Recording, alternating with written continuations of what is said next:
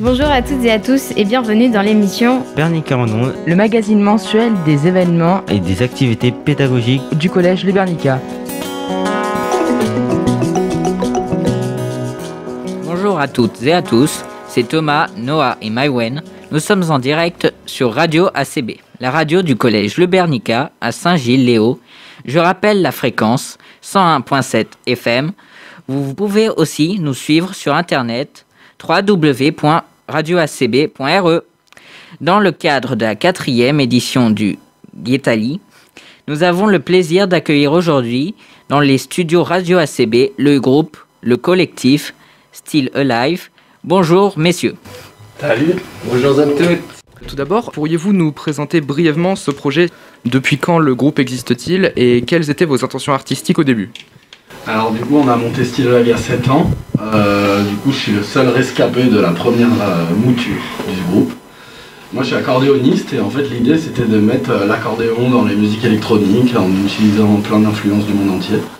Et dans ces influences, il y avait le dub, notamment, et le reggae, et puis finalement, on a pris ce chemin-là. Sur la carte de la musique, où situez-vous Still Alive? Du côté Still Panther, Still Dan, Still Love You. Plus sérieusement, si on devait vous coller une étiquette ou vous mettre dans une boîte entre guillemets, laquelle serait mieux adaptée pour vous contenir?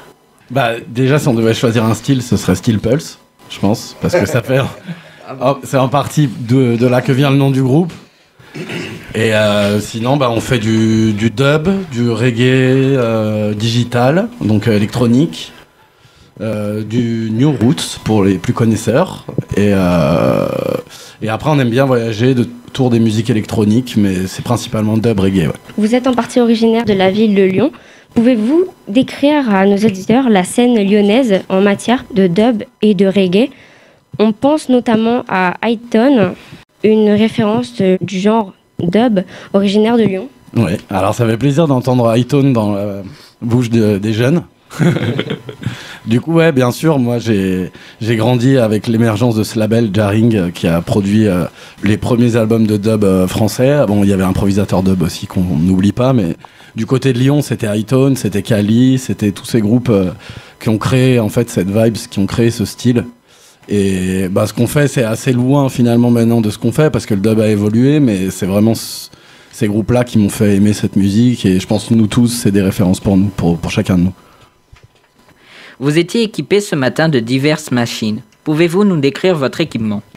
Le dispositif scénique de Still Alive. Alors moi je vais présenter mon équipement, après je vais passer le micro à Lucas qui a pas parlé encore depuis tout à l'heure. Moi j'ai un ordinateur dans lequel il y a les pistes en gros, tout ce qui a été travaillé en studio, composé, enregistré, travaillé. Et après je joue de l'accordéon en live, je joue du clavier aussi en live, je chante un peu. Et après, ces pistes qui sont enregistrées dans mon ordinateur, j'ai un petit contrôleur, c'est comme une console, et ça me permet en fait de couper les pistes quand je veux, ou de rajouter des effets dessus, ça s'appelle dubber. Et c'est ça qui donne le nom au style de musique. Maintenant, je passe le mic à Lucas qui va vous présenter son setup. Du coup, moi, en fait, je suis multi-instrumentiste, du coup, j'ai plusieurs instruments avec moi. Donc, celle que j'ai tout le temps sur moi en live, c'est la guitare. Qui est vachement présente dans le reggae et dans le dub. J'ai aussi des contrôleurs qui permettent d'enregistrer ce que je fais à la guitare pour pouvoir ensuite avoir les mains libres, pouvoir y mettre des effets également dessus et pour pouvoir passer notamment au scratch avec une platine pour ce qui est vachement présent aussi dans les musiques actuelles, dans le hip-hop parce qu'on tourne aussi avec du hip-hop et parce que c'est une passion. Et enfin, il me reste un multipad qui est en fait une batterie électronique, mais comme c'est vachement galère d'avoir une grosse batterie avec nous, et j'ai en gros 6 pads où je peux taper dessus comme une batterie, mais en plus petit, qui rentre dans une valise. Et du coup, tout le matériel rentre dans une valise et ça permet de prendre l'avion, de mettre tout ça dans un camion et puis de pouvoir aller un peu n'importe où. Et je vous passe le dernier camarade qui est avec nous, qui va vous présenter son instrument. Alors moi c'est Baptiste, je suis chanteur, donc en général j'arrive avec mon sourire et mon couteau. Et heureusement pour moi on a un ingénieur du son qui s'appelle Nico et qui ramène des micros quand même.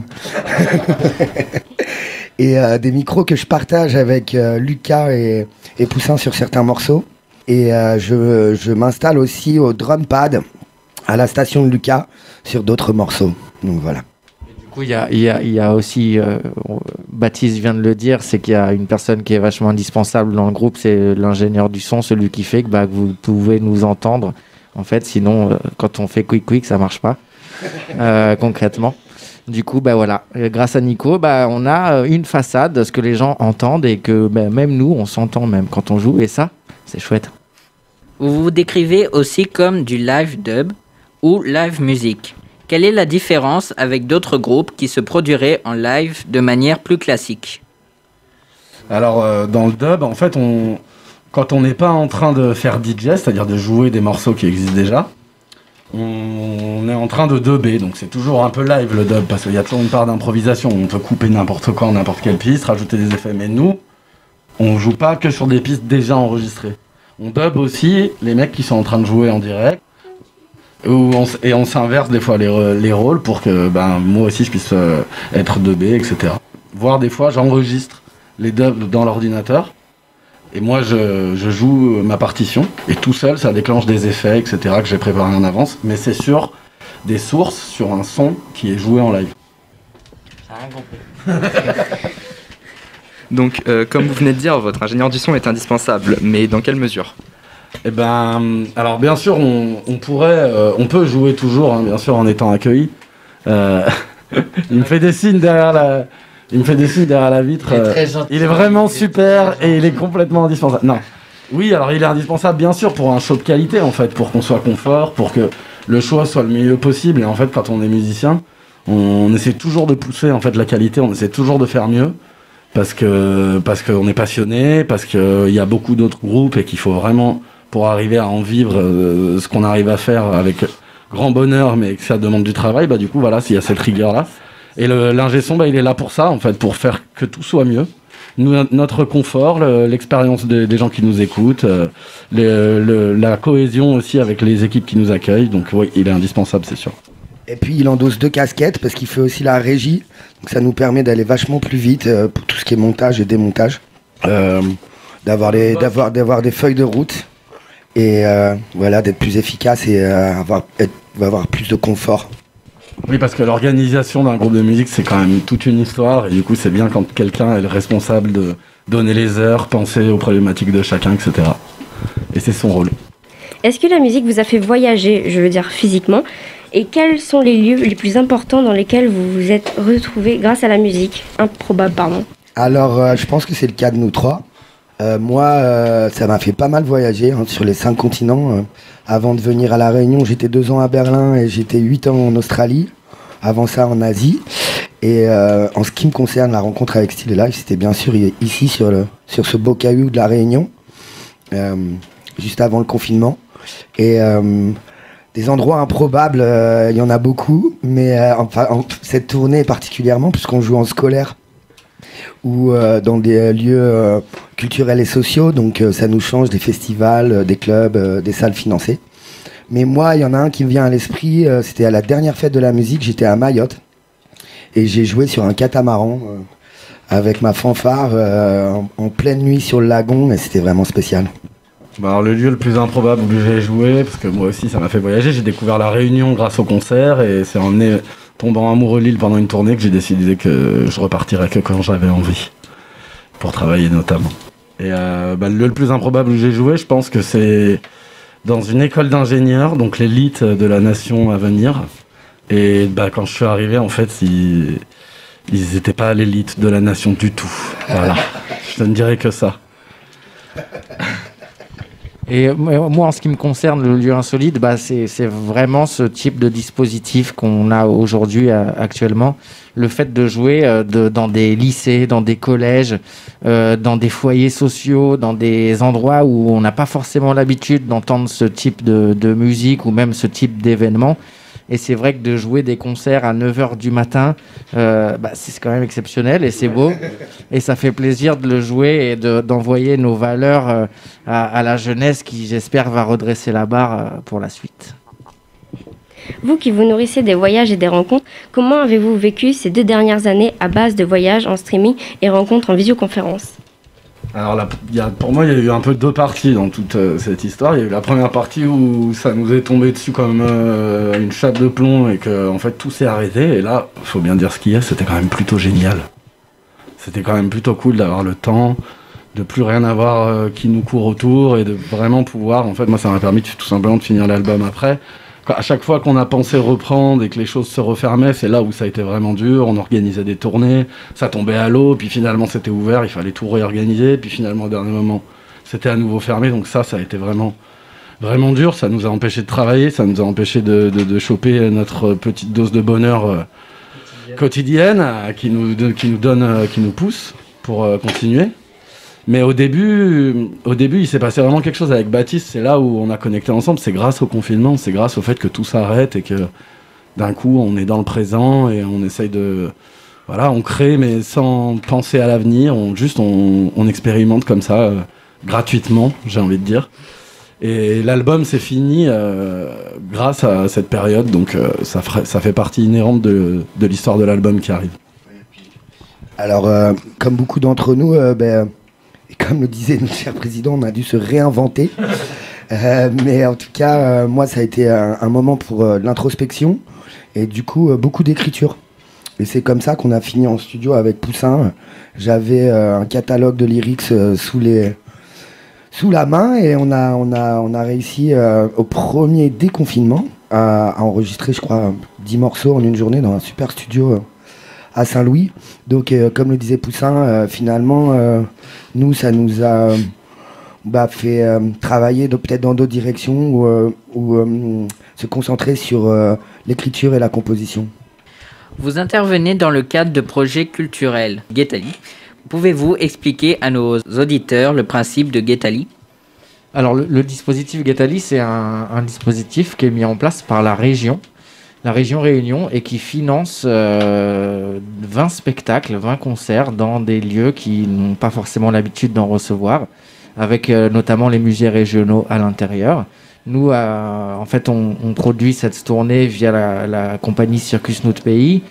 Ça fait déjà 3 ans qu'on répond à ce dispositif avec différentes formes de prestations artistiques, comme des spectacles de cirque ou des spectacles de clown, du spectacle vivant en général. Et là, du coup, nous, le dossier a été accepté pour 17 dates dans des lieux qui sont, comme je vous l'ai dit, complètement hallucinants et super, vraiment bien. Voilà, par exemple, samedi prochain, on joue à l'Observatoire des Macs. Là, on joue le foyer des jeunes travailleurs du port après-demain. Donc, ouais, c'est vraiment que des lieux atypiques. On a fait la Cité du Volcan. Voilà, ça fait vraiment plaisir et c'est, je pense, exceptionnel en France d'avoir ce type de dispositif qui permet aussi bien à l'équipe artistique de pouvoir vivre en fait, et aussi à vous, les jeunes ou les gens, les autres qui n'ont pas forcément l'habitude d'aller voir des concerts ou des spectacles. Et bravo à la région. Avez-vous prévu de jouer dans d'autres collèges et si oui, lesquels ? Du coup, on en a fait déjà plusieurs. On a fait le lycée de Vubel, on était au lycée hôtelier aussi, qui est pas très loin d'ici. D'autres collèges, on retourne au lycée encore cette semaine ou la semaine prochaine, je sais plus. La semaine prochaine, voilà. Et après, d'autres collèges et lycées, je crois qu'on en a déjà fait et je crois que ça va être le dernier à Vubel la semaine prochaine. Et puis, il y avait aussi d'autres lieux hyper intéressants comme... la maison éducative socio-culturelle, les MEX. Il y a eu aussi un concert avec des publics handicapés, très, très réceptifs, très touchants. Et d'autres associations qui sont dans d'autres domaines variés. L'ambiance était bruyante aujourd'hui avec les élèves du collège Le Bernica. Est-ce différent de jouer pour des adolescents et si oui, pour quelles raisons ? C'est différent, oui, parce que chaque public est différent. Surtout que là, c'est vraiment un public, c'est rare, nous, qu'on ait un public sur une classe d'âge, quoi. D'habitude, il n'y a pas de règles de classe d'âge. Donc ça, oui, c'est différent. Après, en fait, ce qui est hallucinant, moi, ce que j'aime le plus dans cette tournée qu'on est en train de faire, c'est de voir des enfants de 7 ans, des ados de 13 ans, Des papis et des mamies. Mais c'est hallucinant et tout le monde kiffe. Alors je sais pas si c'est parce qu'à La Réunion il y a une tradition du reggae qui est énorme, ça fait quasiment partie de la variété ici. Je sais pas si en métropole ce serait pareil honnêtement, mais là ce qu'on voit c'est énorme quoi. Dans les lycées, dans les collèges, c'est des gens qui connaissent pas ce style de musique, ils accrochent tout de suite, la glace se brise très vite. C'est différent mais c'est le même plaisir. Il y avait aussi un truc qui personnellement m'a fait super plaisir, c'est ce matin de voir une prof debout sur la table. Ça, c'était aussi une victoire. On ne résiste pas à l'idée de vous demander de jouer pour nous et nos auditeurs une composition, êtes-vous d'accord? Alors, ça va être complexe de jouer là comme ça. Par contre, on va pouvoir mettre un petit extrait. Ah, la régie, ça assure. 1.7,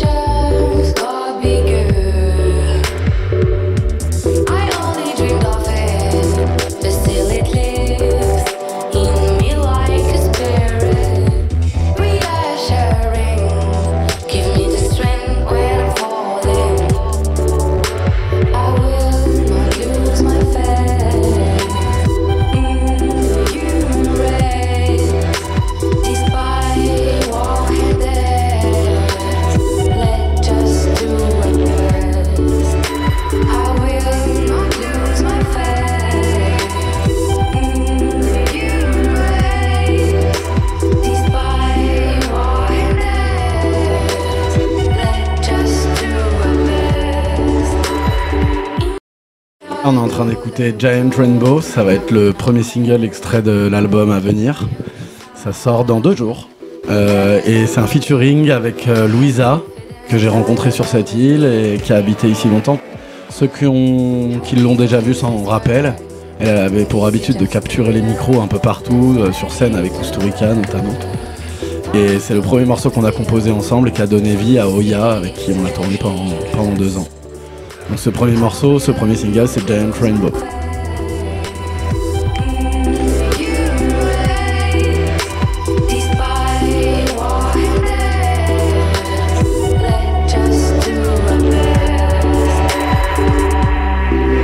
On va peut-être mettre un petit Lion, un morceau avec Mr. Baptiste. En fait, Baptiste qui nous accompagne aujourd'hui. Et il fait pas partie de Still Alive, il est sur la tournée avec nous. C'est une tournée Still Alive fit Mr. Baptiste. Et on va écouter un titre de l'album avec Baptiste. Some of them say slow down. We say so, we go so. We take the fast lane. Fast lane. Like it or not, I like to live on the fast lane, right to escape away from Babylon system. Sooner or later we return to our lands. Big up picture, we want solar system. Like it or not, I like to live on the fast lane, right to escape away from Babylon system. Sooner or later we return to our lands. Big up picture, we want solar. The Babylon system, he said them rush me. A social pressure, me say them push me. First world problem, create the tragedies. Have to run fast when they come for me. But I look up everywhere, they might make the people suffer. Slow you down to make the slavery rougher. Don't wonder why I'm a fast lane racer. Step by step, you're gonna be beat up by the cancer. Have you heard the concept of telepathy? Instant gamma connectivity. Every day you live your life with electricity. That's why velocity is my philosophy.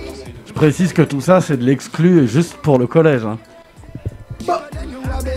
Stop me now, cause I just wanna exit. Excite you excess and witness the bliss.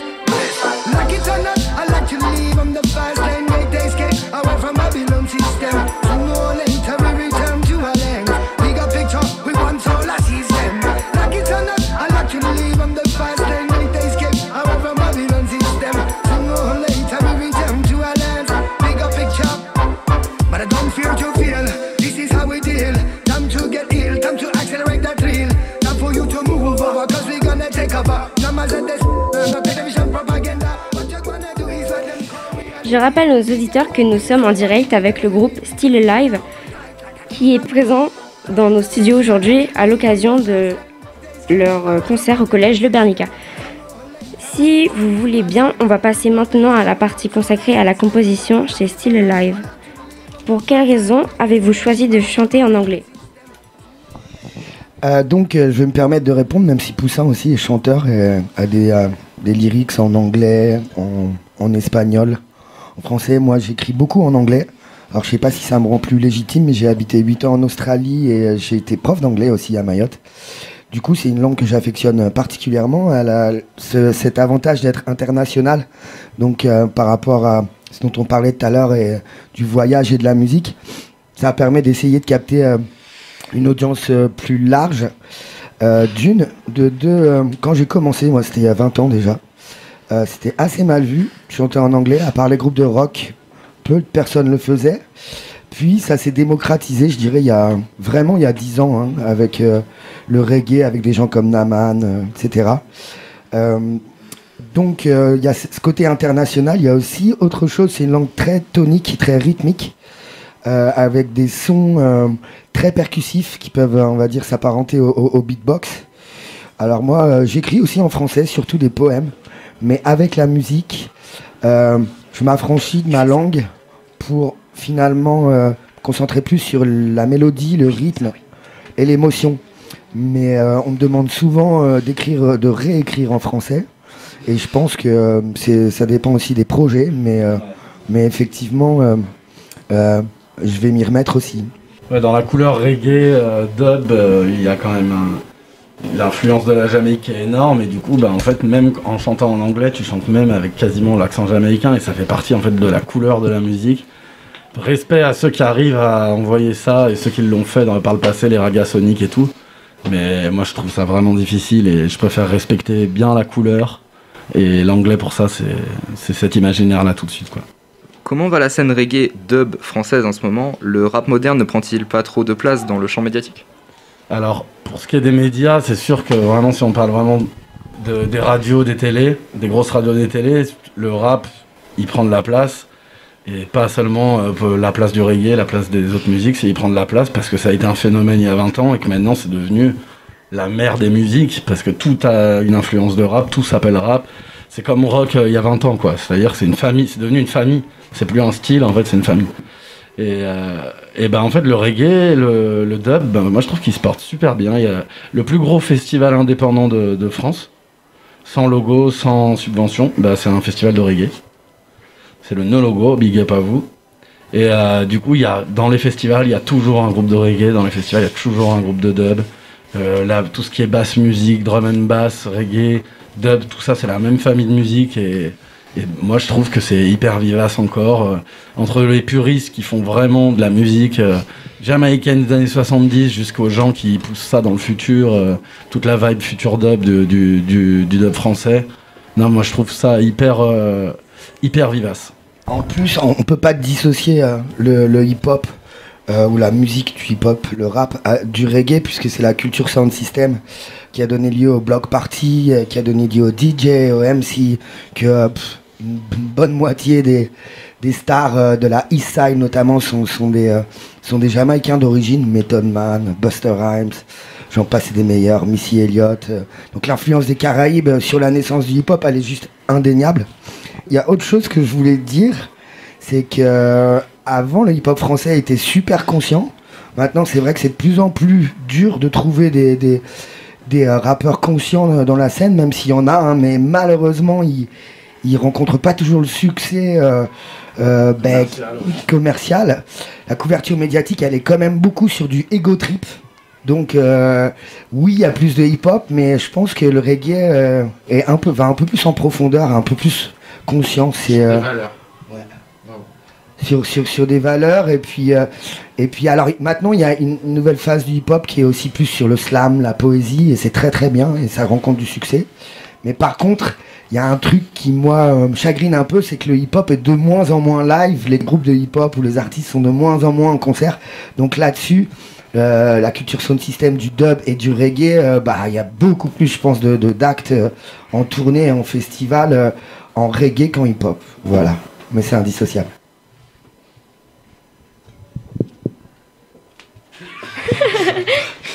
Un an, je passe. On va s'intéresser maintenant à l'influence que peut avoir la Réunion sur Still Alive. L'île de la Réunion et sa culture influencent-elles votre travail et si oui, de quelle manière?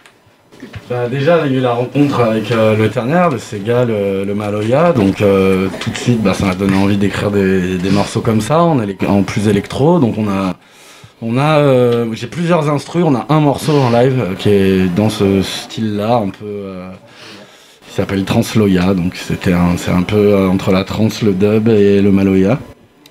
Et comment elle m'influence, ça, en fait, ça a changé mon cadre de vie, ça a changé les types de rencontres que je fais, même artistiquement, parce que du coup j'ai rencontré énormément d'artistes en tournée ici, en étant moi-même ici installé, donc du coup en ayant possibilité de les emmener en studio, etc. Donc en fait j'ai connecté les 90% des featuring de l'album, des gens avec qui j'ai collaboré, ça s'est passé ici, quoi.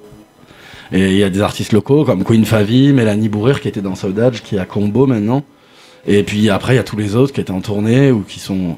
Donc ouais, c'est une influence super forte, tant par les gens que je rencontre que par vraiment la culture créole, la musique créole. De quels artistes locaux vous sentez-vous proche? Alors, il n'y a pas vraiment de groupe qui font notre style ici, quoi. Il y a les... Donc c'est pas des musiciens, ils font pas le même boulot que nous dans la musique, donc tous les gens du Sound System, Equality Hi-Five, Official Sound System, on se sent proche de leur vibe, des événements qu'ils organisent, de leur style de musique, Studio La Case aussi, qui est un vrai activiste du reggae. Après, vraiment des artistes qui font le même style que nous, des producteurs, je vois pas. Par contre, les chanteurs, les chanteuses d'ici, nous on a bossé avec Mounawar, avec Jade, des super artistes. Queen Favi. Donc je sais pas de qui je me sens proche. On se sent proche de beaucoup de gens, mais alors vraiment purement artistiquement, je donne ma langue au chat. Moi en tant que MC, je dois dire que j'adore le dancehall réunionnais. On en entend partout, ça sort de toutes les voitures. Moi je kiffe de ouf. Donc en tant que toaster, je dirais que je me sens vraiment proche de cette scène. Des gars comme Kaf Malbar, DJ Seb et toute cette clique. Même si on fait pas le même style, moi je me sens vraiment proche du dancehall réunionnais, ouais. Que je préfère à celui des Caraïbes d'ailleurs. Ouais. Et c'est en train d'arriver en métropole, les gens sont en train de découvrir. Petit banami arrive. On arrive à la fin de cet entretien. Quelle est l'actualité de... Bon, vous avez un nouveau disque en préparation, une sortie prochaine, des concerts, des collaborations, on veut tout savoir. Alors, fin de tournée pour le Guettali déjà, donc à l'Observatoire des Macs samedi prochain. À Monty-Python le 14 novembre. Accrochez-vous pour réserver, il n'y a que 50 places, ça va aller très très vite, mais soyez là. Et après, sortie d'album en février, donc d'ici là, des singles tous les mois. Là, il y a dans 2 jours Giant Rainbow qu'on a écouté tout à l'heure qui sort. YouTube, Spotify pour ne pas les citer, donc un peu sur toutes les plateformes. Vous pouvez aller voir sur notre Facebook, le clip ça va être vraiment cool, c'est un peu un rêve d'enfant, c'est un espèce de jeu vidéo de baston des années 90 et qui voilà, c'est un peu notre nouvel univers graphique on va dire, donc ça va être bien cool. Il y aura le premier single avec Baptiste qui sortira dans 1 mois et puis voilà, comme je disais, l'album en février qui est déjà sorti en vinyle et Collector c'est déjà tout parti, voilà, c'est trop tard.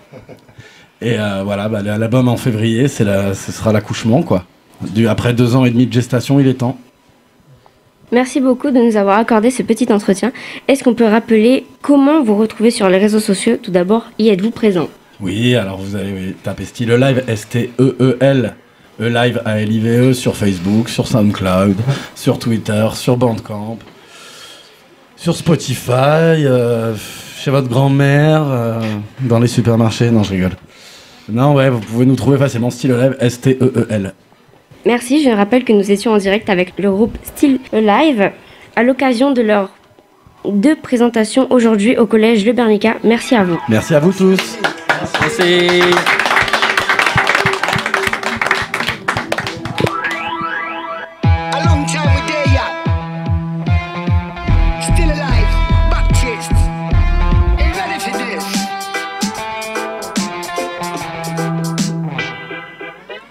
Been a long run and we are still alive. It wasn't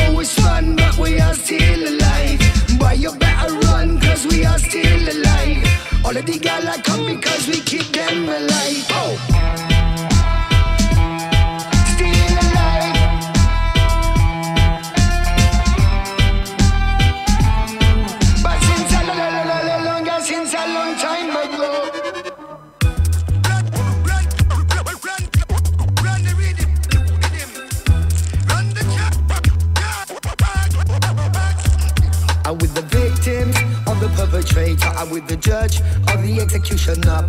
Are we soldiers or are we warriors? Are we compromising enough for the future? Are we on these boats all together? Do we destroy the nature with culture?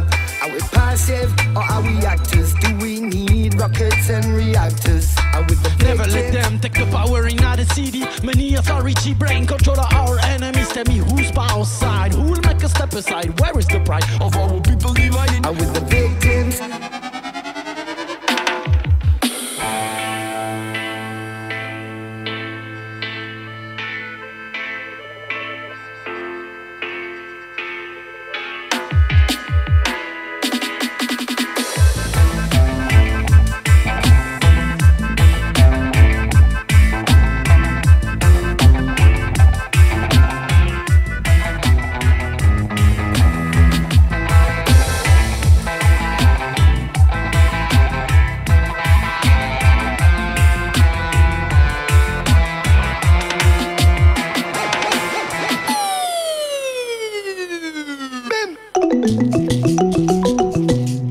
C'était Bernica en onde sur le 100.7 FM. Merci à toutes et à tous pour votre écoute. et à la prochaine.